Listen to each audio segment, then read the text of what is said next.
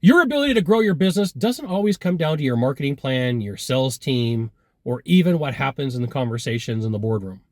What it comes down to is the type of person you hire and how you hire them. So, how do you build out a hiring process that'll bring you superstars, and why does it matter? This is a fantastic question. I'm Scott Sylvan Bell, coming to you live from Consulting Secrets on a perfect day to talk about hiring, business growth, and even getting to the next level in business. Coming to you live from Hawaii, Oahu. All right, so it's not uncommon for me to end up in a consulting gig where somebody says, "Hey, Scott, I can't grow my business. What's going on?" So, well, why don't we take a look at one of the sectors and the challenges that most companies have? Let's talk about your hiring process. What does it look like? Well, we kind of have a hiring process. Okay, we'll kind of laying it out for me. Well, we put an ad up, then we bring people in and we interview them, and then we kind of pick the person that we think is going to be the right one. Let me point something out. There's no concrete conversation here. Everything's kind of, sort of, maybe. We do these things and we don't necessarily know. So I will share with you that this process I'm going to tell you about takes about 4 to 8 hours, and it'll alleviate a lot of grief inside of you, your organization, and your business. Okay. So here's what you're going to want to do from here on out. I'm going to give you the goods. You're going to want to get a job description for whatever position that you're hiring for. You're going to want to write the qualifications down. Okay. And then what you're going to do is you're going to build a checklist. And then what you're going to do is then you're going to write your ad based upon what is in that job description. Okay. And then you're going to interview people with set questions. You're going to go and you are going to make a list of questions that you ask people on a consistent basis. The same question, because what happens is it becomes pattern recognition.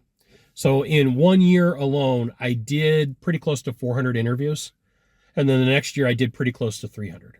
And so what happens is you do enough job interviews, you're going to start picking up on words. You're going to start picking up on phrases. You're going to start picking up on timing. You're going to start picking up on just weird situations that happen. And what this is going to allow you to do is it's going to allow you to figure out, hey, do we really have the right talent? Okay.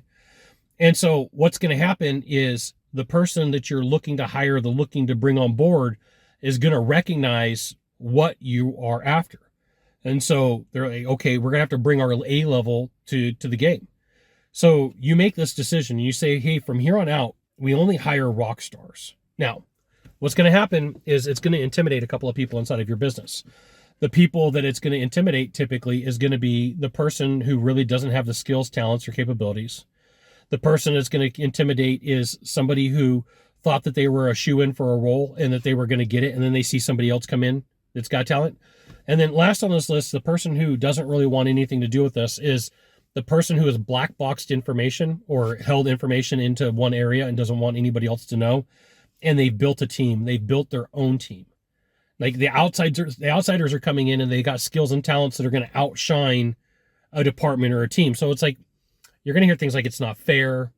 You're going to hear things like we can't do that. You're going to hear things like, well, if we do this, we're not going to keep the people that we had. Like, you start asking questions like, if they're not the right person, for a team, why do we keep them? Okay. This is my personal belief. If I'm going to build a team, I'm going after rock stars. If I'm going to build a team, I'm going after championships. I'm not going to be like, hey, let's go play in the minor leagues.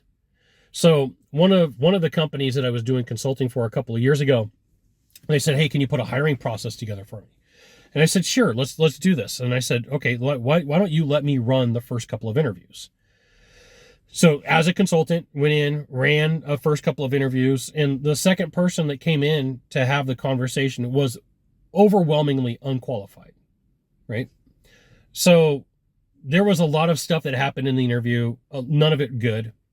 And so I told the individual, we're still looking for people. We'll let you know by the end of the week.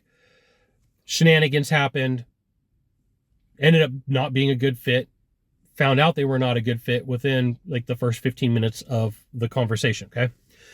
So the person exits the interview, and the hiring manager that was there said, we probably would have hired that person. Last year we would have hired that person. They could fog a mirror. The problem with that is the people who aren't qualified take the longest to train. They drag down production. They don't do what needs to be done, and they're constantly fighting against the rules to try to keep up to where they're not supposed to be. And I know that this sounds like, oh my goodness, Scott, you're so mean to people. No. you have some decisions to make. It is hard to run a business. It is hard to own a business. And the question you really want to ask is, who's on your team?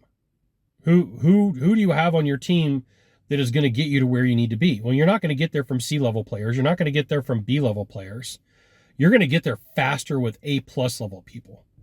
But it's a change in the culture of the company. It's a change in the way that things operate, and it freaks people out. But you absolutely positively have to know that if you are going to go to the moon or hit exponential growth, it's the people that are on your team that are going to help you get there, and you have to figure out how to hire the best. And if you have people on your team that are blackboxing, or you have people on your team that are holding you back, you've got some business decisions to make. Not friend decisions, not personal decisions, business decisions. Do we keep them? Do we let them go? For everybody who is performing at an 80% level, if you start going and figuring out the math on it, if you have 10 people on your team and everybody only can perform at 80% at best, you really only have 8 players, because we're going to take 2 of those people out. Now, if you've got top talent, your secret weapon in business is that you've got top talent. And you know that you got top talent when people keep trying to recruit your team away from you. If your team isn't trying to be recruited and people aren't coming to them, it could be a sign. I'm not saying it is. It could be a sign from the business gods that you don't have the right people. There you go. You got 1 of 3 things to do from here. Just 1 of 3. Find the subscribe button. Click on it every time I send out a video. You'll get an update. 2, hit follow. 3, share this video with a friend. We'll see you soon. Thanks for watching.